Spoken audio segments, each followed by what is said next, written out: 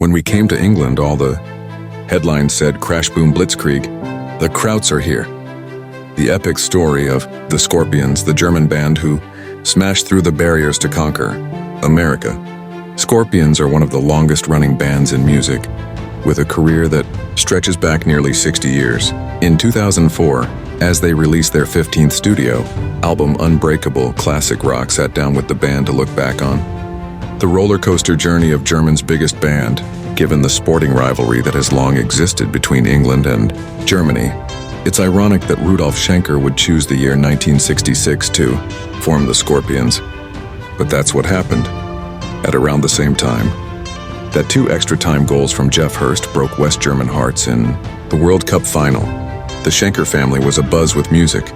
I was learning the guitar and could already play rhythm, and my mother suggested I should play with my brother Michael, explains Rudolf. I was already about 16 and had taken a job, and Michael was very young, maybe about 9, but he showed a lot of ability as a lead guitarist. Again, thanks to his mother, Rudolf learned of 3 local rock musicians who were rehearsing in the basement of his local church. Until the intervention of Rudolf Schenker, none of them had the confidence to organize a concert. It was 1965, and because we didn't have a name, we played as the Nameless. Reasons, Rudolf. It was just 3 songs, but it was a big success. Then I found a better drummer and guitarist, and at the start of the following year, we began calling the band the Scorpions, playing all the Hanover clubs. We did songs by the Pretty Things, the Kinks, and the Rolling Stones. I was splitting the vocals with the drummer who was into more commercial bands like the Dave Clark 5. I would sing the Pretty Things numbers, things like LSD. I'm sure that my father still has the recording somewhere. Committed to writing in English from the start, Rudolf was schooled in the work of the Yardbirds, the Animals, and Spooky Tooth, and was already becoming a proficient composer. But he knew that he wasn't equipped to be his band's permanent frontman. He had already approached Klaus Meine from rival band Mushrooms on several occasions to consider joining, but each time, he was politely rebuffed. Gradually, the Scorpions' live repertoire began to toughen up, absorbing material by Black Sabbath and Led Zeppelin. Klaus had just got out of the army, and I had the idea of putting him and Michael in a band together, recounts Rudolf. My brother and the band he was in at the time were all drinking like hell, and they were all about 13 years old. Klaus had to go to my father and promise to take care of Michael, which he did. Scorpions in 1978, L.R. Uli John Roth, Francis Buchholz, Rudolf Schenker, Klaus Meine, Hermann Rarebel. Image credit Michael Ochs Archives, Getty Images. The result was Copernicus, a band that Rudolf Schenker also managed. It was only a matter of time before osmosis took over, and both Michael and Klaus found themselves joining the Scorpions on New Year's Eve of 1970. Rudolf, bassist Lothar Heimberg, and drummer Wolfgang Gioni had been experiencing problems with an existing guitarist and realized that they might as well make 2 lineup changes as one. Although the new-look Scorpions had no trouble in finding live employment, gigging with Uriah Heep, Atomic Rooster, Chicken Shack, and Rory Gallagher, record companies scoffed at their international ambitions. Eventually, they had a lucky break in meeting Connie Plank, the producer, who would eventually oversee the band's 1972 debut, Lonesome Crow, for Metronome Records. They had been working on the music for an anti-narcotics film called Das Kalte Paradies, The Cold Paradise, when they bumped into Plank at a studio in Hamburg. We'd wanted to make an album, but for a German rock band there seemed little possibility, Rudolf recalls. We met Connie, and 2 days later we had a contract. In October 1971, we began recording. It was all done in 6 days, including all the mixing, and probably even the cover drawing, Mina adds with a laugh. Lonesome Crow surprised everybody by selling more than 10,000 copies. It was a promising record from a band still looking for an identity, and a guitarist awaiting his 15th birthday. It had some elements that are still present, says Klaus. In Search of the Peace of Mind was a great ballad, and there was some jazzier, more psychedelic stuff. But coming out of the club scene, they were the first original songs we wrote. Even Plank didn't take the band's plans seriously. We said to Connie, "Some day we will play in America." He just laughed and said, "You guys have no chance," he remembers the singer. In the summer of 1973, The Scorpions set out on what was to be a fateful tour opening for UFO. When the headliner's guitarist Bernie Marsden forgot his passport and failed to turn up for a gig in Regensburg, Michael Schenker was asked to deputize for the night. Although UFO bassist Pete Way hurriedly taught the young guitarist the chords to Boogie for George and Come On Everybody in the venue's lavatory, and the tour was eventually completed with Marsden, Michael had made an immediate impression. Michael was so striking with his flying V guitar and blonde hair, UFO. Vocalist Phil Mogg told Classic Rock in 2000. So we asked his older brother, Rudolph, if we could borrow him, and he said, "We've been trying to get rid of him for years." "Ah, that's just the English humor," says Rudolph. "It wasn't like that at all. When my brother told us he was leaving, he was very drunk. He'd already said yes to UFO, but he didn't know how to tell us. It wasn't easy for me or the rest of the guys to accept. But I knew he was a great guitar player and that this could be a good chance for him." At least before he went, Michael did one good thing. He spoke to his eventual successor, Uli Roth. Inevitably, Michael's departure threw the Scorpions into a state of turmoil.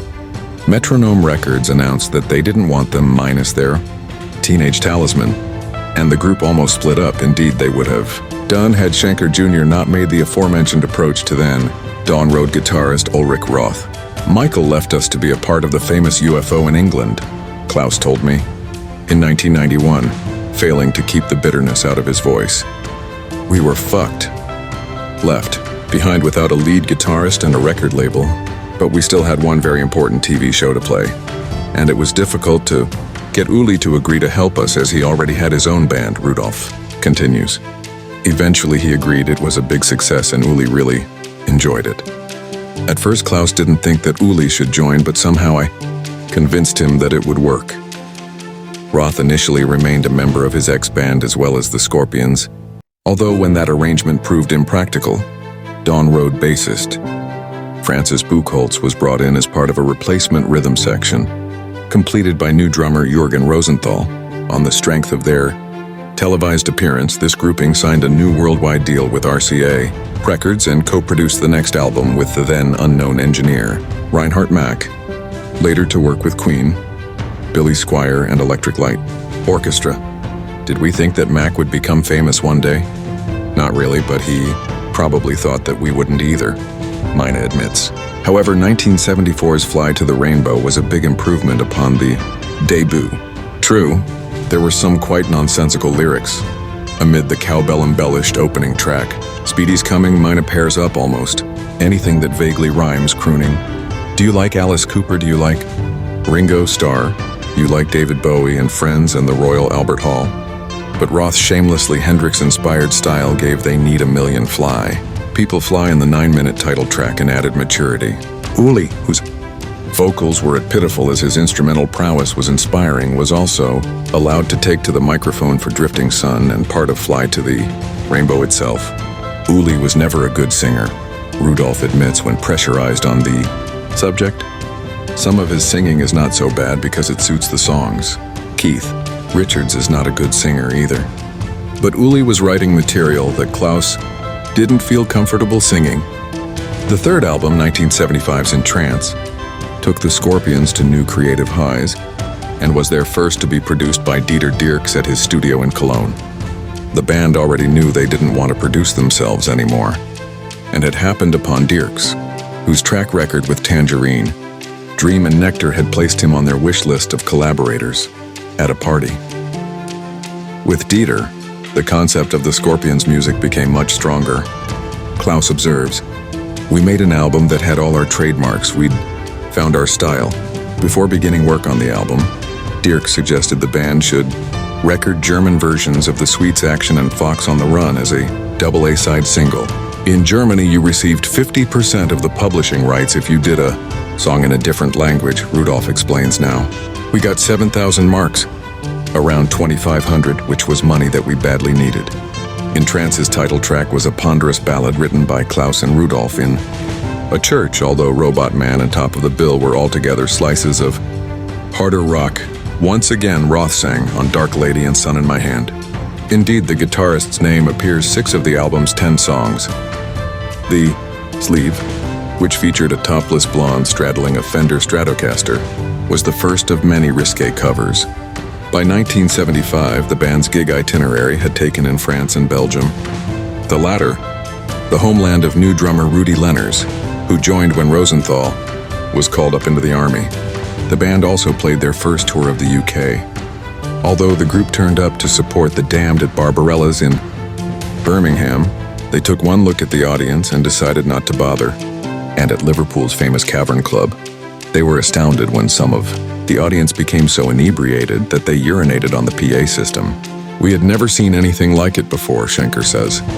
"We didn't come on stage until 1 o'clock in the morning, and they'd been drinking all evening.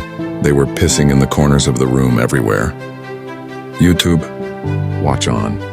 The Scorpions' rise continued with the following year's Virgin Killer album. It's partly been overshadowed by its unforgivable artwork, an image of naked 10-year-old girl that has subsequently been banned, but musically,